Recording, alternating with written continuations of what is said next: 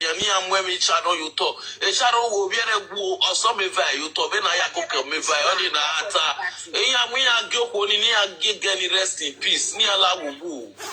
Sharon that is the matter na do jebe na miegwe be ne Sharon yagu. Oje na miegwe ikiagu. Sharon na start to us. Please, if you are in comment Sharon na star, na superstar to us, na our actress. Wapia like your team. Sharon make me. Rush our show. So.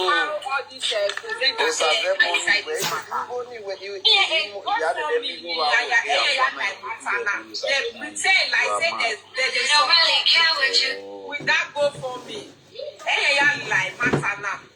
No. Understand? Then Mama Sharon were not thinking where a man moyaki. That woman don't know where and then not where. He had to go only blue black. Kakabo. Thank you.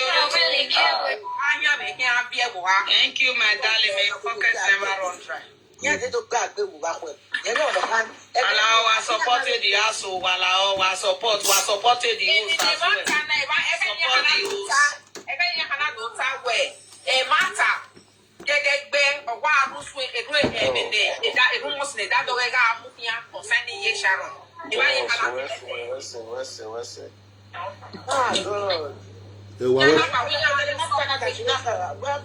Unless it's one of my son, like me not know one.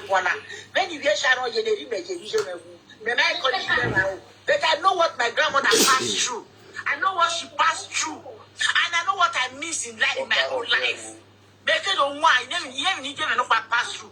Before we get no packet. Atiti, Mama, I want to send a request. I know what I'm saying. They should allow that woman to be. Please say your request if you want to complete the course. You understand? No matter the mistake that woman made and the daughter made, they have to leave them alone. It's their own life. Mama Atiotuku, please send request. If you want to join the boss, end your request.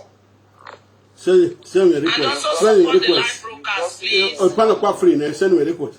Send me a request. Good morning. Okay. Already in the afternoon. Good afternoon, everybody. Good afternoon, man. You are welcome. Wako abirame, wako abijeme. Wawese kakako. Edo we anami omano. No tema tale lo ma zenu no ma ege no ho a o ma nishi kakabo owe amie na mie tagi ko mie me dopa e want tale he mami o ma no we ye total ba ba wa ohe owe tiere pleasure ye mie pleasure wo ye mie opportunity just to talk the way he or she we want to do owe mi o ma no de na where nobody is an island at all. So, I'll be writing in comment section. I started writing in capital letters so that what there will be and plus we say baba to be focused. And you say so after all greet everybody. Obi first. What's up? I greet. All one motivate me. Or you may was stop. You know what's one me. Really, if you never corner, what's your inner fear? As of 2014, because if women over my I can let's say my save at all.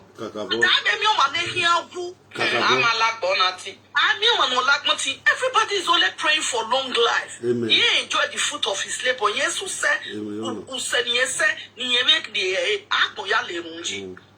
as of 2014, my elder sister no got Italy, you see me, on a 5 years, then, even weeks later, we've already planned, put a date for the burial and everything.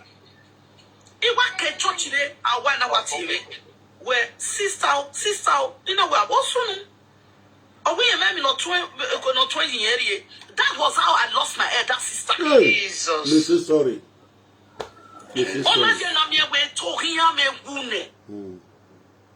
Where my life was ended. He married him a mo, he married him on door, he married he married he became a little I was losing it all because I was so agua because he might pay. You are pass through, that is it. easy. Oh, you are here. Gele. I am not being able to when you want to fail. That's true. The man you are not hulo in a genere. Oh, Mona. Is she have done good for herself? She's a producer, a film writer, a costumeria. Ija, the normal who. Where are you bulldozer? Where are you bulldozer? Oh, yeah, we handle lave pages now. I will not talk about where bulldozer is. Bulldozer. She's intelligent person. The man was there. She's so intelligent. Yeah, very intelligent. Even when she's talking, or when you I saw her bringing her education, slotting it in. Ija, is it too 100% too big for some people? No, do I see Lehiana? Because I don't just want to mention it. Reason I've done good to the society. We at all. And Sharon, and she's not sleeping because she will not sleep. Because of CMFA, innocent children are just born. Why must she sleep? We be a canny. The assistant not get that back. My thought was, when we know soon or soon. I beg. Because there are some things no matter where now it's better left behind. A party easy. Whether they like or not, oh, I'm not saying it where is a must because one, I am not Sharon family. Anybody know about her money, that person must pass through easy. Exactly. They got those children. Number one, that first child, or gone with his in it. Kakabo? Or gone with his in it. Why? Because he has already planted that child. Oh, Missy, yeah, oh, Missy, yeah, oh, Missy, easy. I'm going to get Exactly. Maybe a man with a team, my own matter because if you don't mind, it's okay. So continue. So easy. She is very important in the society. I saw a video flying I see me I'm a YouTuber or see Nina Cole, be Sako, Noka, or Hibia women. Where was that for me? Taga. 2 years of one parliament, my laro ya with social, never laro ya Palome, you are not. You will manage noise. Emia Mokaya. You move anywhere, come where my baby, if not soon in Nigeria, I money here. Because sister, when you have fee, am I there? And sister, we make a work one or me poor Okpamen or when I pere. Okay. Because every yama do a talo. In work a code Dieto. So every yama talebe. Every now for ceremony. More have a seat in the car. Please let me speak. The reason I said they must pass through easy. Because there are people you need in your life. Izzy is a calm person, humble.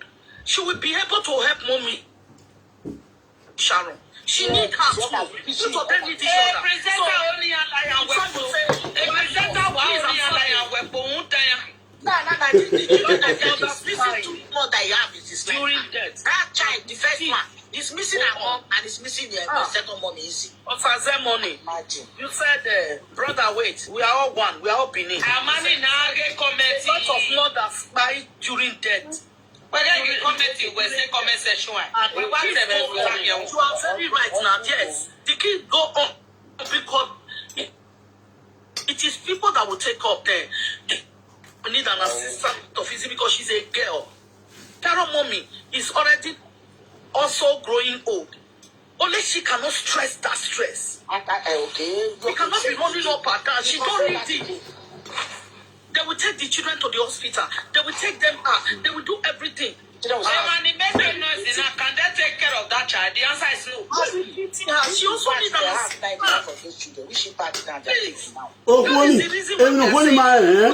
If you give that pikin to person 2 times, they're not going to go find easy. It go find easy. So, because many people here are not going, it's okay. My sister, when Because she need an assistant. That is the reason why we are saying she need an assistant. Sharon was the only girl she had. Or who be sitting in? Me get my calling me. Who see him? Me and then ya. Oh, what see him back here? Who? You say beku you need to beku by who? Oh, what me about my day yori. Yeah, I was some of recent. Now why? So I no machina. Mogi keke no mana. No salo pariente no tanoma. Every year I move back.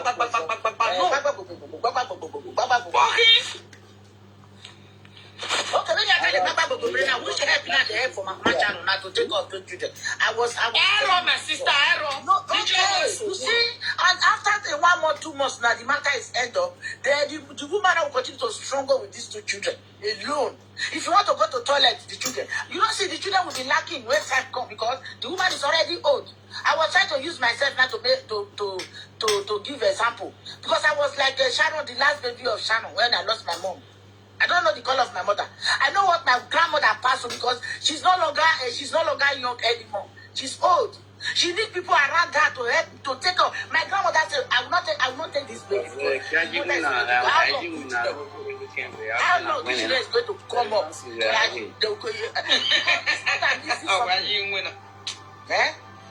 If the mama Sharon is going to work now, is going to our shop now, who will be taking care of the children? If the woman is sick, who will be taking care of the children? If the children go to start school, they still need this. They need that. Mama send me request. Mama send me request of free, not free.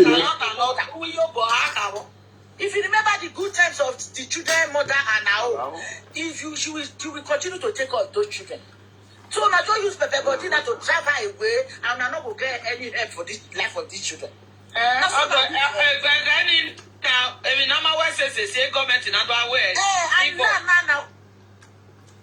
The government are not going to don't drive somebody that's supposed to take care of these children now use Pepe Bodina drive them away. All these people, they be evil. You guys know that it's only easy that can bring those children when time comes. Those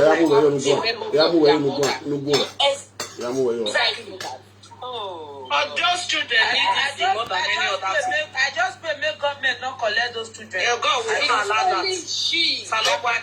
I just pray. Oh, wow. Because all these things when they happen, so social go come involved. All these kinds when they happen. The woman don't strong now. She go back to her shop. If they serve customer, they do what they do. But the children when they play, you go feel poor eye. You go feed. You go they make money. You go they take care of the little children. Or maybe if they want to enroll these children for school. Maybe when I saw a ticket, where you go easy government, we go now what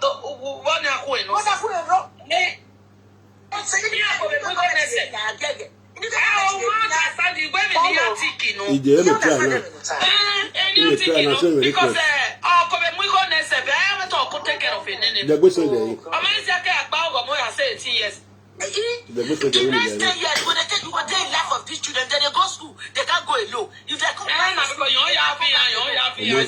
if it's raining, you go enter inside. If it's cold, you go enter inside. Whatsoever, if they are sick, can you? You say that you are pushing your money, your shoe, I want to say the question, my we are going to truth, my darling, not to say out of this is true, nothing but the truth. I want to say the question, my the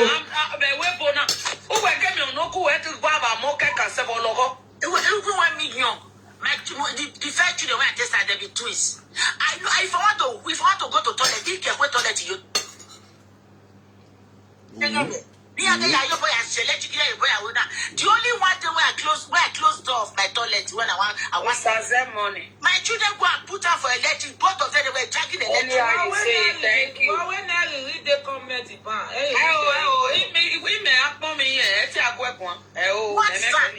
my children thank you. I don't panic with toilet. The money I have was electric. So what are you people doing? What are they saying? Do panic with toilet? If you can't find any electric. Or I'm not giving you because if you go to my way, more money to the electric. Thank you, Sazem money. I beg, give me. We need that. Gift him. I said, support Atiti, support everyone. paying every month. I cannot be able to afford that money. I have to stay back home to be taking care of these children, my own children. Gift us. Money there, money is going to gift us. Rent. You said that we'll be taking care of these children. So sorry.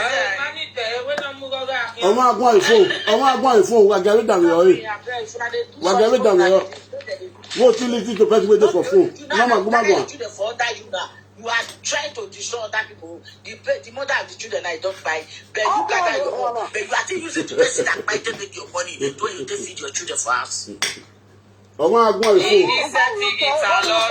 comment Osawe mega so we na bad person na evil na this we onu gba na time me ati me aga na any ogi me aga na be Wamujane amuma se na be peti uge na mama wamujane owo hin agwa wamujane wo hin agwa oge ni awagi ebi no so no social media na so mama no we no refo gumagwa mama yo wa gumagwa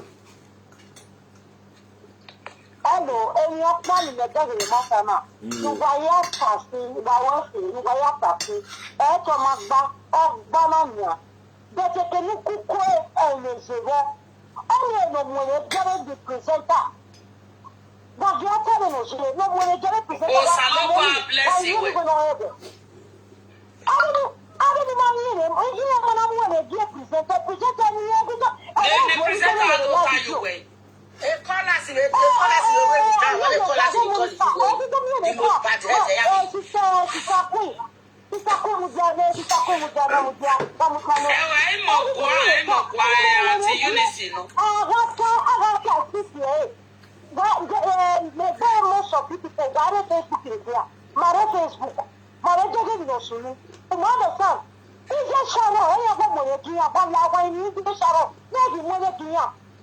Because of Sharon. ya mi yi go go ya mi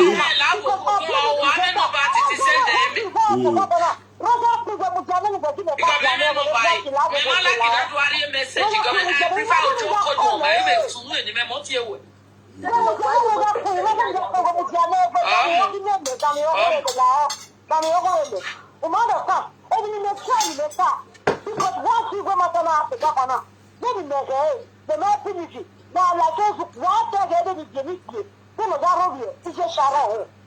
Because every day to go on the drink, is a Sharon, no matter here. Is a Sharon, however, other people say, oh, me and that. That of you, however, the most of you a problem in the Matana. In other time, this is a Mugabe when it comes to the Plamoni and Talagia. There are most of other people.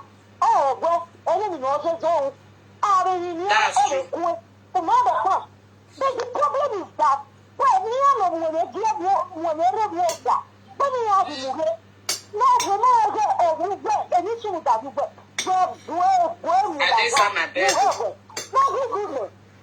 the mother seven I just dog in the rotor. I own only the day I want to do that at the day or she just out of what I like to do. My daddy on the Facebook or chill not. What do you expect in here? What do you know as you need the idea?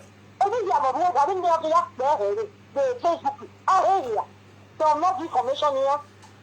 And you can ask no information like here.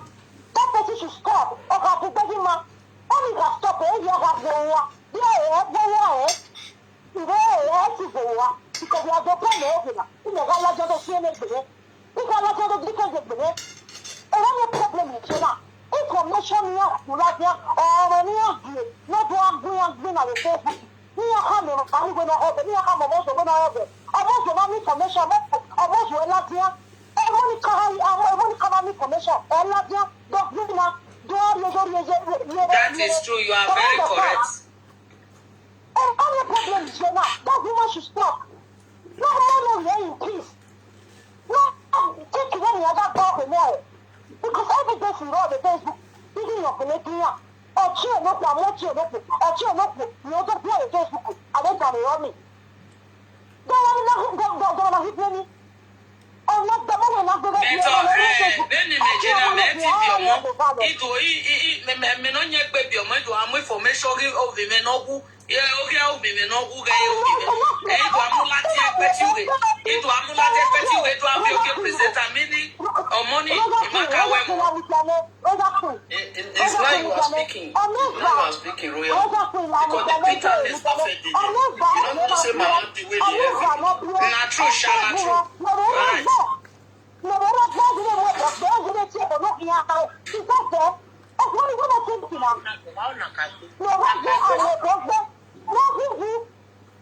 I tena degeri ya we because I women must na di on give information.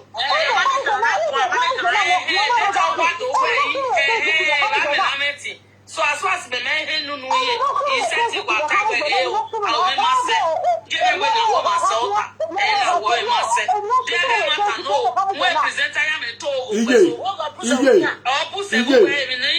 a message me give message in Nakota. Ima a message me give Nakota give. So me go in here, me roba me wa go. So wait a minute. Because me told me ma su your boy ta wo pale babalania. Iya bege we na gboya ewe me ni. And that me wa dege ewe home no ye Sharon we. Yokele calling me ni ato ta asas me ma home no so ye me no talking in the most of what time where sorrow no to oge Frankie every yati wo wa be baba wo ni ma tie o ma ba be tie iye mi no so no expect you wo wa ba go ma tie wa for je nya we dey for je so she have the matter another Frankie all that Sharon ati do go on platform where away Sharon all that do go so time me now tell them we yana fire Sharon with Facebook ono see o my ladian go on platform brother when you say Frankie I may not say we mega so work your time out of 100 words a Frankie 80 something in a Frankie tie splice now obi wa no Enikaya 17 no kaya oni eti ai mata. O ma le no ta se, o ma le no ta o go gba ru. Iye mi nita. U gba ba o ko ni mati e.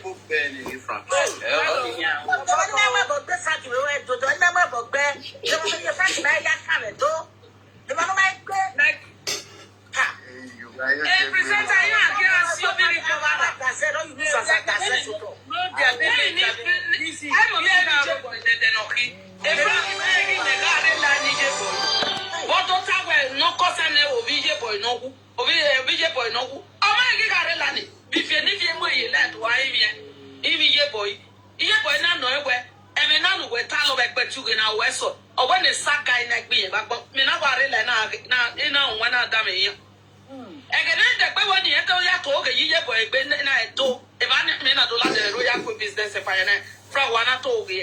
for you to know where I did that video that day. Because CJ boy ma only quiet the matter when you want mute. Me na da me ya. So every na to time I give no soon. Okay, me ya no talk can boy. Nothing but lies. One day for every day for thief, one day for the old. Even the time. Every fire boy will drop by you. You got you know when show you Sharon here. You know what Matthew women the presenter when you we are calling a baby presenter. Everyone where is it? Where are taking where matter? Also, you know when you see if you look here, you shall know what about when I have near time social media. No one Matthew. What happened here? I beg you. Well, we're making another way. Walk me or where that is lie. She has to stop them. Anything no you want to go and you that me say you have cast. After that not stopping here. Why are stopping here? You oh my dear, well, nobody can I don't pay man already. What's your man get or just stop here?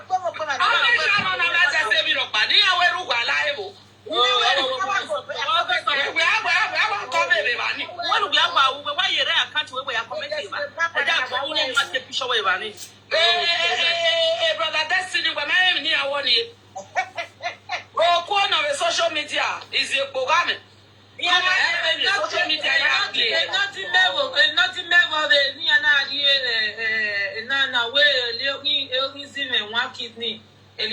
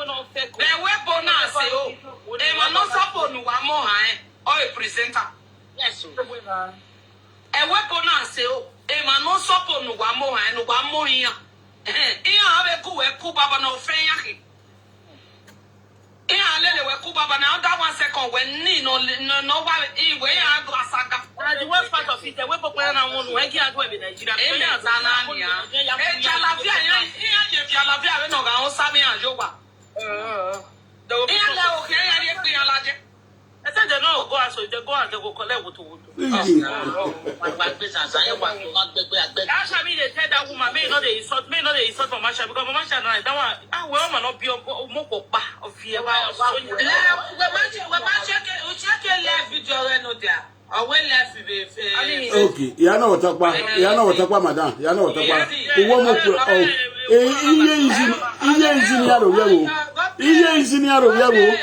well, when you have trouble, you shall only have zero.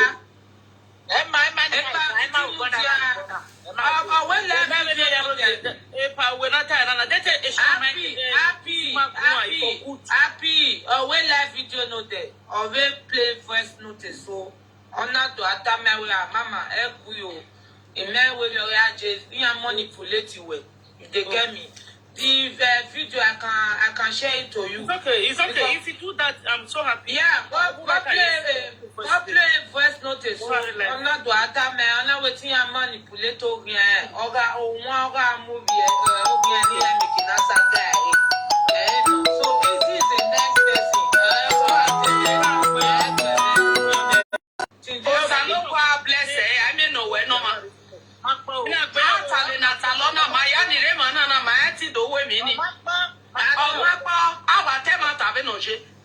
Because she have also weapon what you weapon at all.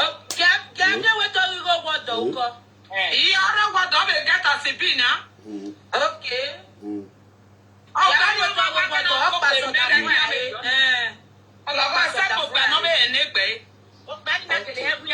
No, she even called the woman mommy. She even called her mommy. You are manipulator here. Because of the way I mean, when I went, easy ta. Here do ya George Facebook. You get me so. Also, the next day I read TikTok. Like we show here Sharon get it to. Oh, what call you know? Where presenter? Here we see us and the police. Wait. Presenter. Mama. Mama. Mama, nigu wagwa. Ore ni walata we ije Sharon ma e pa woni. Asa wo ti en okudo ladian do gun a. Iye Sharon wa yen bo. E wa teta mo. Because e ma go ti en go ati e me do ta me presenter.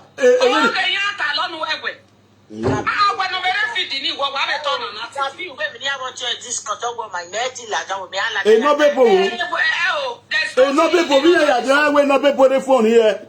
We are out of the time. A noble. Near which I don't got limit. No come with me, many lads. Ne, Okoni na do Quakai. Omoka no come well at the yet Charlotte. What about you haven't know what about party? What about any other woman house again? Yes, no, on our hospital. Near our present a bag of choma who will buy. Yes, I know where Zeki, man, when we call Mana. Or money my choma, where you like, I know we feel me. Yes, why you make it difficult? Atiti Italy only. Atiti enwe bakpona e ma ya ko fe. Ije me ma on we ta baba mama we ta baba na we presenter na ati o ma we wa ni. Me me ka on there. Ija, wa ma ho wa no. Mata ma me be live video me. Me mind because now the one can the issue was say man call me be je no re je mi ma ka tell no ma hospital. O do agwa information. So, I didn't for na rig one bedi. The bedi Okpamen ke dia money no maji. We ye Sharon na we I give information present any way. Awon yen de ona de go mani call present any call na wa call what information la ya call na e ma mu e. Only we ye la jona ya call bo movie ye la ja we guide him hospital. Ona e pa ya call the presenter we ya fe ye o. E daki to rigbe. Emi po mi wa bere e daki to rigbe. Wa ki ahon first video na Frank you. daki to regbe presenter ogi ma be to. E presenter to rigbe. Awe presenter to rigbe wa la wa fi weri e. Presenter wa fi weri e. Ogi ma to agbe. Oh no, we hospital we be a call you na ya ye for call. You we no ta. E presenter me be ogi ma to agbe.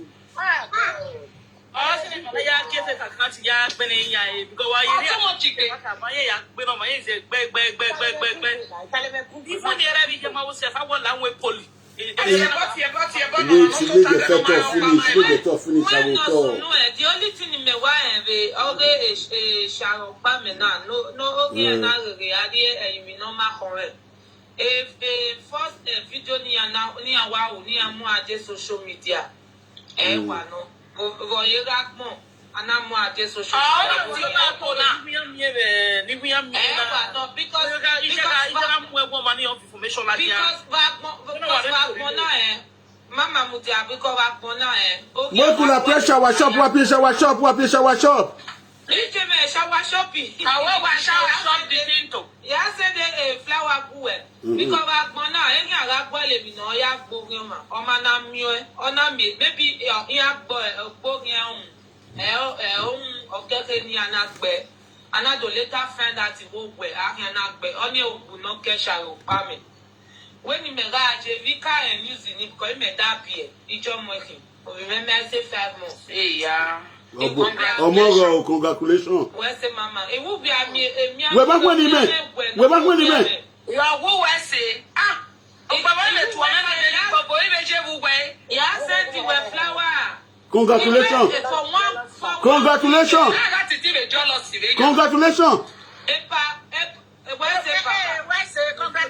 again. Papa, we are saying we are better posting me.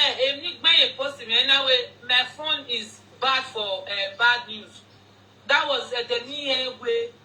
In time, Facebook blew up way.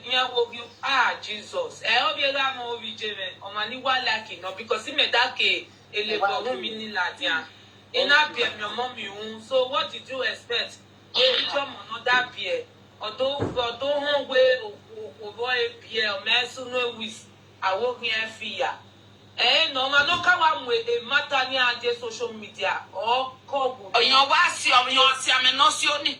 You know, according to apologize already. May second call back. Already she tell me a vote on. I don't due to in the mama na taba where near Yakabri Mola the sure see none of us is really sure we did not see but in my point a finger on different things. And then on a rare way sometimes on my name I don't have a mistake on my room. I don't do that with it or my now or I talk. I take where you understand? I don't believe on that. Why I say I don't believe on that? It's just like a no sumu or sumune. You understand? A death in it don't already occur. Also, I'm not some boy here and that death don't already occur before Kedo happen to everybody where no sooner that don't my okay, bad, Monica, come and tell this matter. So that deal has been done. Yeah. Every day, you see, I don't like Johnny or not be at all. Aye, it's your time. Look whether Monica come out. Look whether Monica come out. Let me know. But you are not be that news at all. If I'm even tired, don't cast some way and I am not tired. Just when the letter detect way, Yahweh or Yahweh. 1 week in a day, they don't give up to find out. You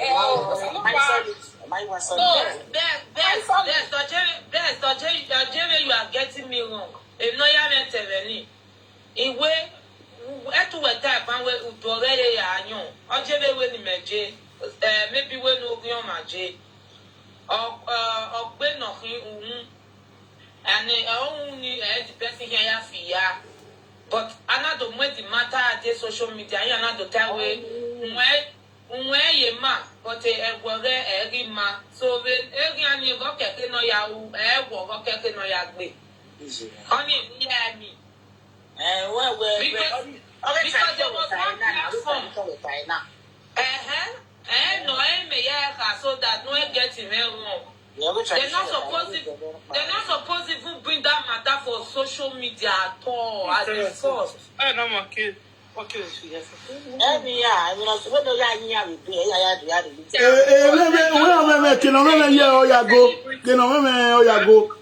where worry?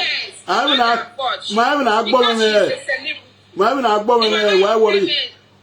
Yeah, the man I tell me well, now people they die every day. Now because he's a public figure. Now basically where everybody like. Everybody see the show consign like this.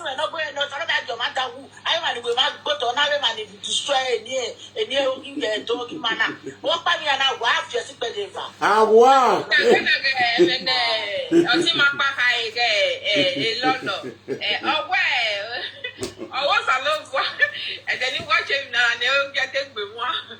Oh, yeah, wow, okay. Like I come better if you hear saying if you don't fight today. He say his daily activities go see they go on.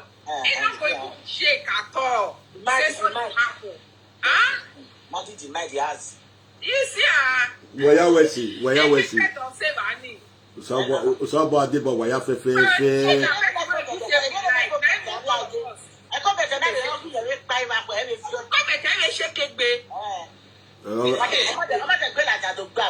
Olagana wera. Easy wera. Monica Lagana wera.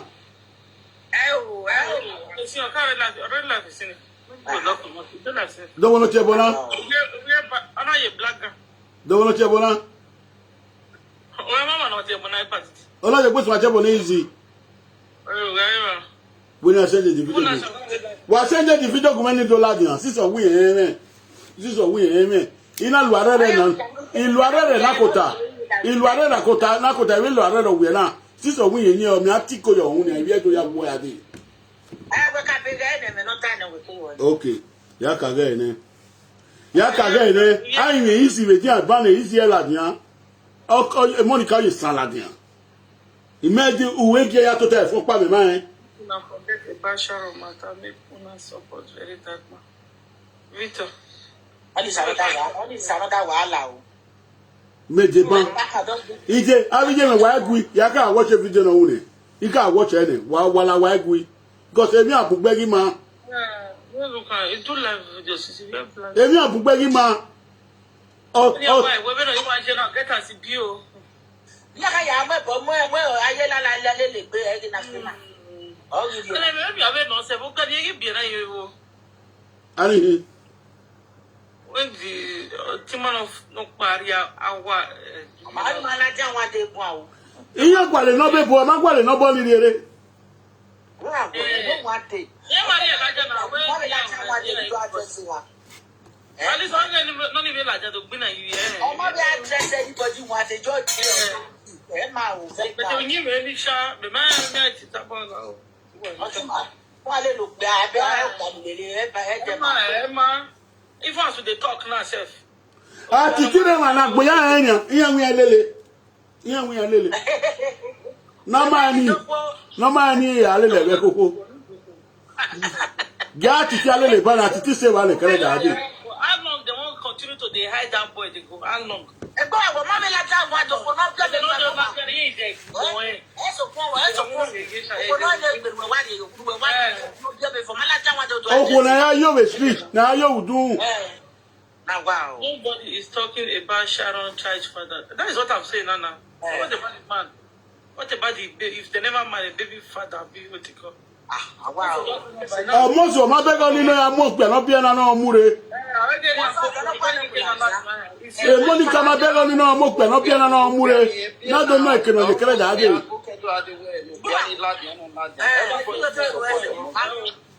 Don yo mozo ya mure ni akpe na ya mure ma agogo.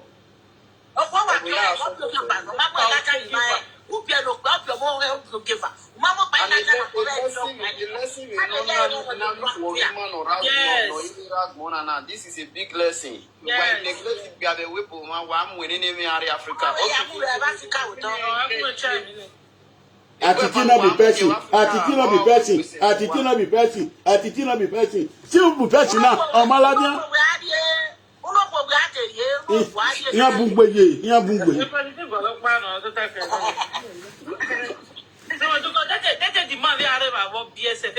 Ebi na kwa sunu. Esunu.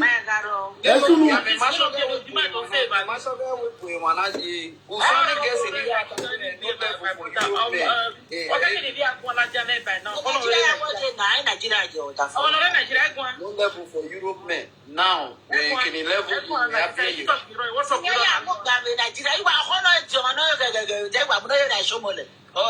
you are me, my sister.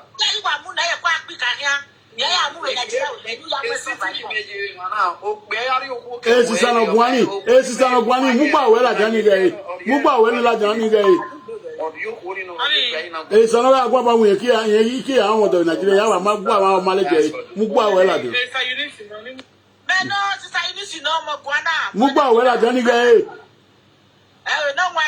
Okay, ite we also e bi ka na no eguje.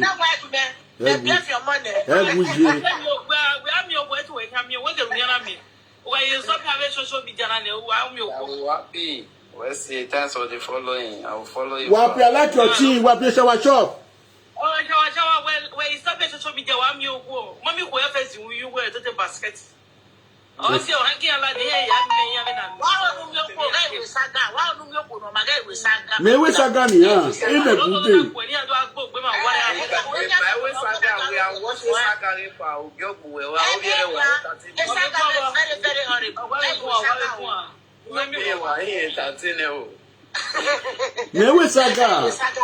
Me we saga me gbọ́ me re da gbọ́ den. But o den me gbọ́ la na gbe we gbe.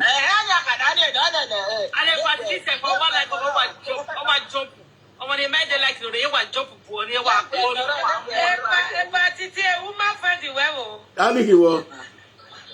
Iyo. Okwo gbe fo na won yin na gbe fo. Okwo no ge gbo okwo na ri ogo no pe awo ya ti gbo wodo e. Ore na ku efo a. Ni we ta ge wu ku me fo me la yo ku ye fo. Eki alo bigo mu pa. Eri mi emu. Jesus. Akama, otafu.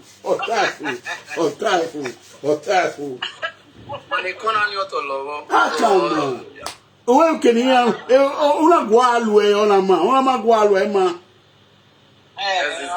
Wa onu gwalu e una me gbe no wa egbe o, abijo mo wa egbe. Eyin atare we ka bigo e na le ni awo. O se da top ala gwalu e. No, how you get accept? Maybe I'll get it because you when I accept, I'll get it because we're gonna get it. Why accept it? I make you my bigo. E cannot 20 when away Frankie. Yeah, my bigo. Oh, Frankie, ni 20. Yeah, e cannot digba ne to mo so bigo. O Frankie ni piccolo. Ọmọ mo na daru we ni. Na daru we. Eni e kiyan digba. O 20. O lawe o kutukutu. O se yan. Na we power ija ton. I'm a supporter. I'm any wa with a big cream, you are wild, big cream, you so what we don't. On Monday.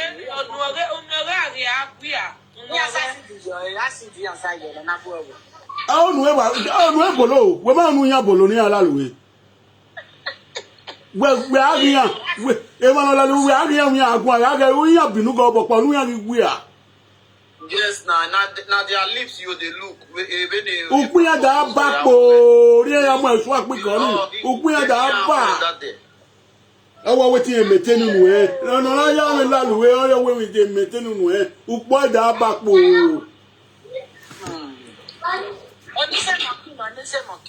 Ma be la de mo. Ma be ma la laluwe la na unu ma si, o si. Mama Pawu ni se monkey me ba me. Okay, me mata. Mata ragbo na. Mata ro. Won la luwe. Unu ya bapo, o ya ga bi pelu. Unu ya bapo. O ya ga ewe yan la lo. Mane la luwe ni unu ya sie. We unu ya po, unu ya wa po nu. Yes now. Because here I can no pole. But we go allow work we are today na my first time to enter your life. Oh yeah, talk. Mame live show the Valencia city we on the level Edo Music Festival live in Valencia. The next month. Next month. Yeah, me am bagging on Musi. Yeah, inu da ya pa iware ya you. Yeah, you little. What you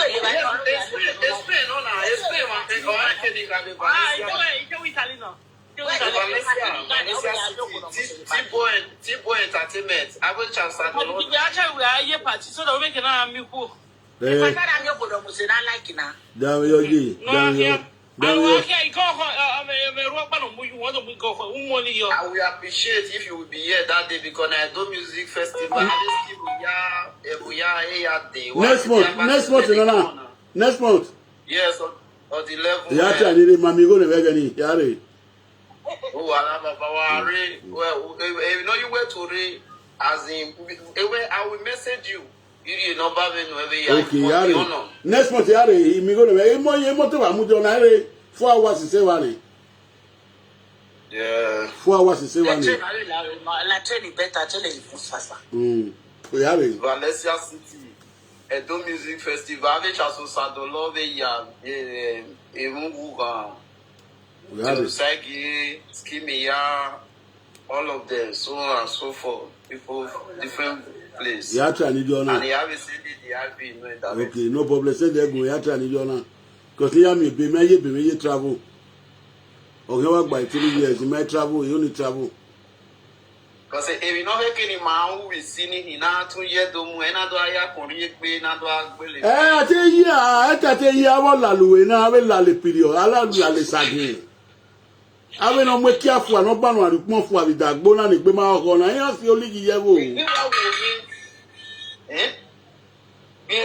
o wa agbe glass ya o. O ni Any kind of panel, any kind of panel. Oh. Any kind of way.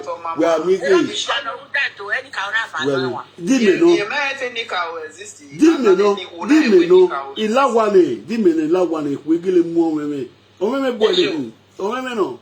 I also your way or them we can pala we ya. We mark your way by a picket away. But imagine not what any none. I know one in another omoni when a book on a muwa. Hey, Saluwa. We are me when you are dressing me so and go with you more. So, the force now change it to. Okay, like that, no quite better than the collect what feel look while I go. On I have you on the honor to when I you bought the poi in our local immunity in our local immunity. The woman is too dirty for my locality. But you know no go make heaven at all. Who make heaven? Coco should not fear your one eye your body.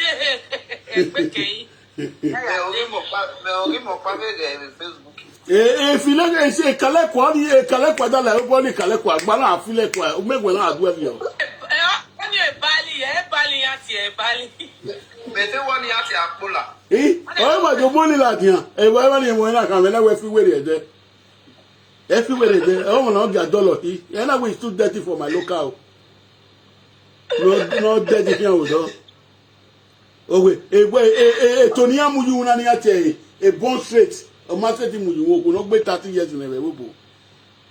A buy a mugbe to no you, a buy moon. If we are so young here, you car bogey, see.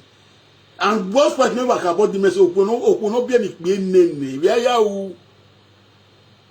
Only Munia.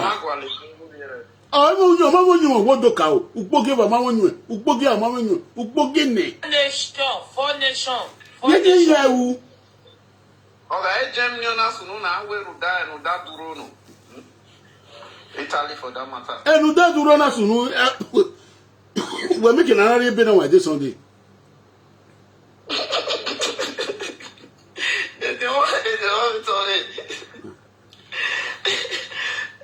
This Sunday, may Magilla.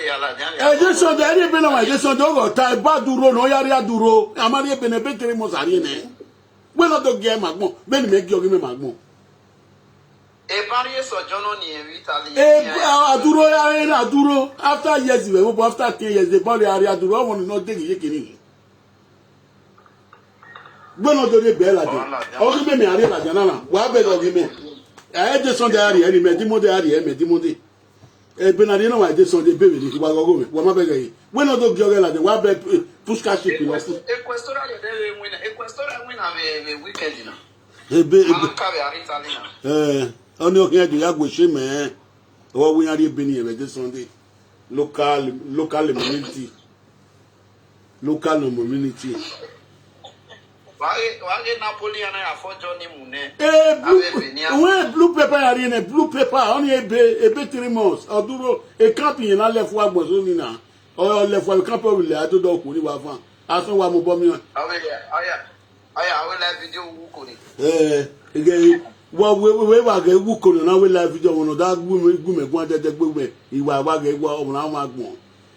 You don't know, I have your muzzle. I did a bio masse. On your my Sharon tackle that the tata. Where who look by Meradia? A guest I am with a guest. You know what is the behind the bottle? All I will let Meradia. Who am I sorry? Oh, my bonnie. No matter no deny right republic. What I go Okpamen go. What I go Okpamen go Okpamen Teboni. We not deny republic. We no ga mo bogbe republic. We Richard Imuela don't am bogbe la wera. Una wetira asun. O magbo we no da gbo webu. Ni vie to ya dan yo. Ni era maleru ne reke gba. Agun awa lowo. Oh, there you got her. I forget mu ya gano la mo. Agbọ́lọ́gì yẹn nena, bí ẹ ṣe na agbọ́lọ́gì yẹn nena. Gbọ̀lọ̀gẹ̀ náà o. Epa titi we so dey go sa. Areje mu ya gala mo episode. Ya ta. Na we. You do. Saga no be children food.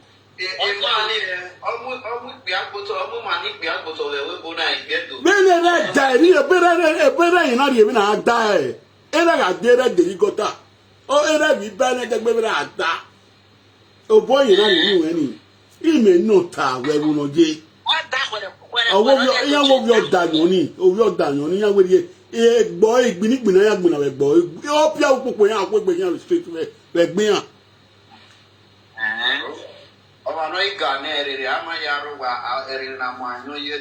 Iye we ya wa gbon e bo ro we ya won ni amuja josu se. Iye wa du ekita mu ya mu pari sagagbo. Ekita ye ga du mu ekita. Ona da gu bi ejegun ona banu ari pon fo wa. Awe no wa afian o to gbo e banu ari pon fo wa. ona gele to ban Even one. the erratic body now. Okay, na ni agbe congratulations because ni ave woman ni ke aro se no kuyama bie. We make yam e kono ko de ki right from Germany. Ona we ku e kwa ba. Oku e fwa wa. Oga pegbe 2 years ona we ku e fwa. O we baby here see wetin this woman do. See wetin this woman do. Just here woman no good. Nye me small girl. Me ga me small girl no le me but ye mi. Agwadi ya we me. Igbena ni ami mi ya be black mom. Tape. Iye ke bi kwe. Tony. Iye ke mo amerwe. Iye ke bi kwe pape. Ekwe. Because the last bus stop you na yen wona afin 2020 Army Frank ene ekiage wa eki Frank yene amore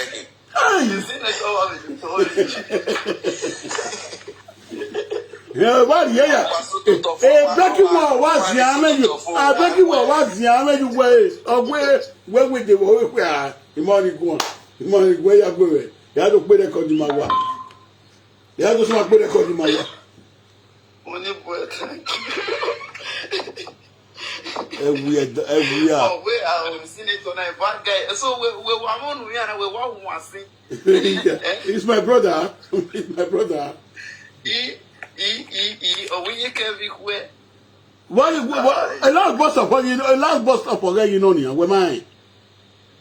Yeah, last bus stop you know na. You know if one do pe no he mu ye wa. You know. So no see no natural let no sense no wo. No see no one access is gbe no sense. Gbe no ko ni je. Gbe no ko ni je e money e fi yo e money no gun ni. O ma suppose ni a be ye gbo wan we ri o ni bo wa ni. Do ko no ni gbe no. Yes. Because you me down e na je ka ni.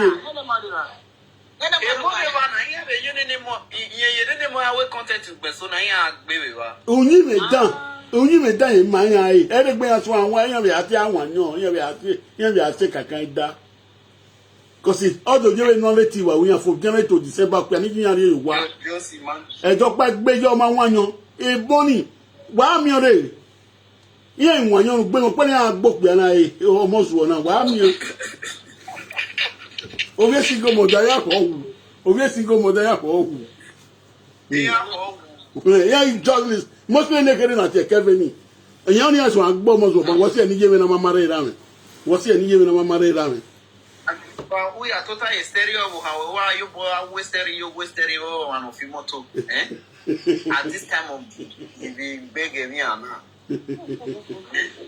O kila ya lo so ko pe. Maybe you say na a weekend in a buy me work me so a weekend then you have off Thursday or Wednesday. Ari weekend ime ido wido to do atale no magbado amanyo yunu no ha me age me ginu to ya ko mo pakete e bi but adozi Ma be me gina ni wa te mata magbo me gi nwuna me magi nwuna ne a e nwuna me ka nwina ni me makari ge yi ni me makari ge yi wa mi e paro me gi na na wa for 1 year 1100 here am ya ke da apakai Nika ye bere amuna for 10 years. He marry her one day. So me muna na.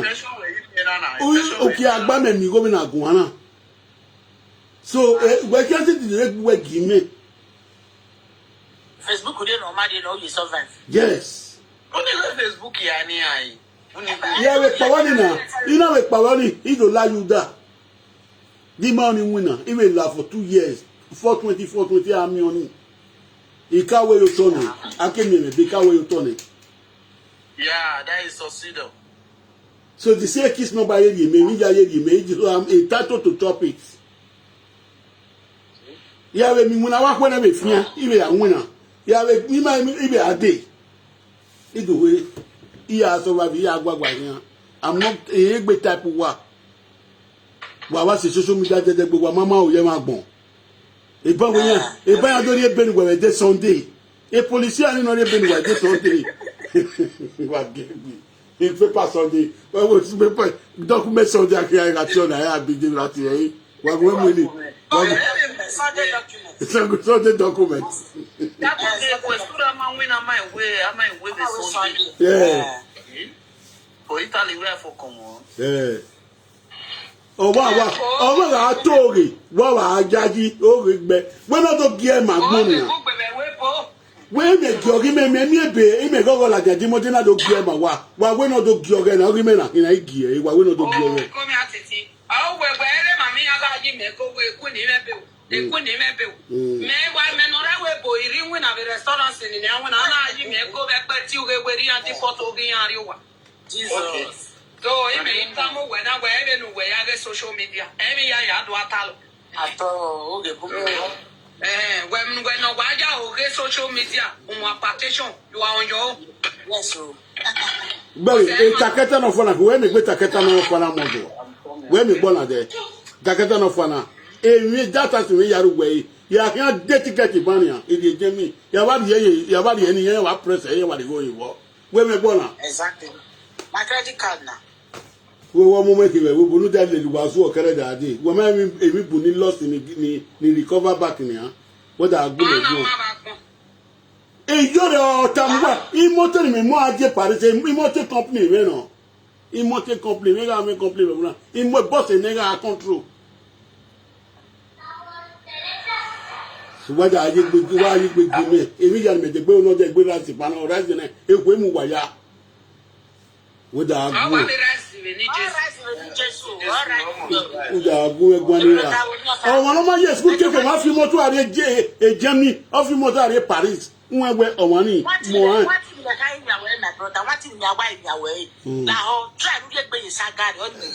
Mẹwẹ saga ní ekun yagun ẹ ti mẹkun yagun ní àfihàn wẹ.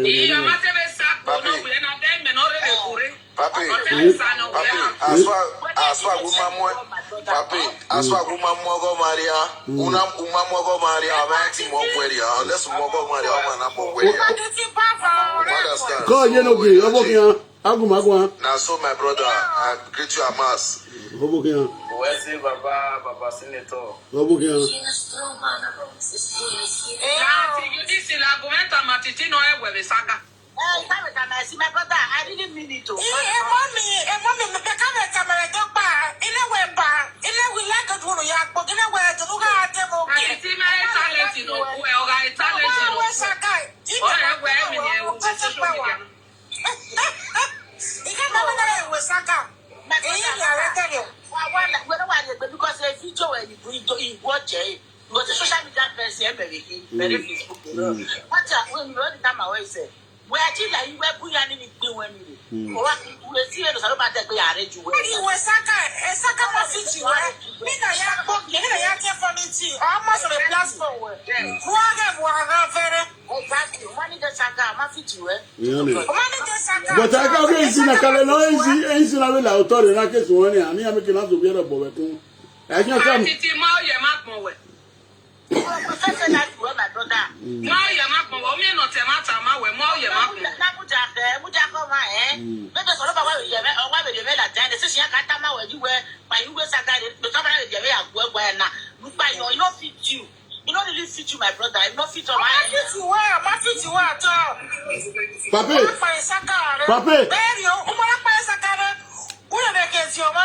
Pape.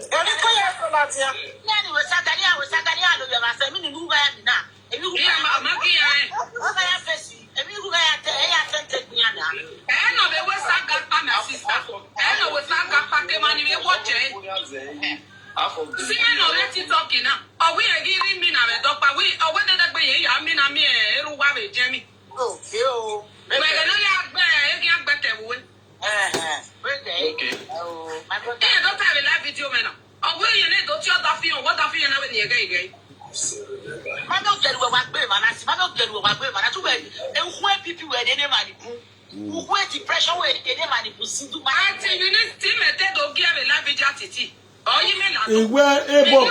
May you go a there? Yeah, we are hearing. That's all. In a way, scientific. In a way, easy is very scientific. In a way, giving. And if you do not go to enough, yeah. Okay, Yakini, Mammy, and Okiani, and many pass through a lot. Who happy on Mark, I'm aware to who happy on who ever your money over.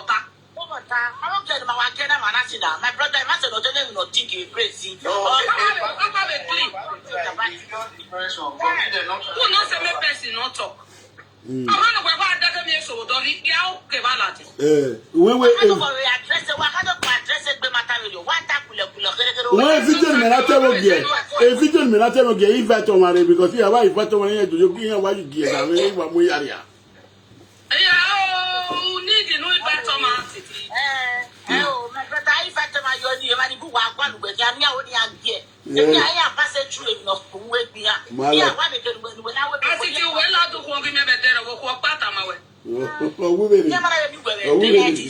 When I continue in Yana, here it is stay, my brother. Yeah, it is here by Lokeni, near what you get here, okay. Yeah, the boy, I remember. When I say Nigeria, I contacted the casino. No, I went out of Castle Laugh. Yes, so my brother is why not? You show with Valenciana. You see, opportunity Atiti.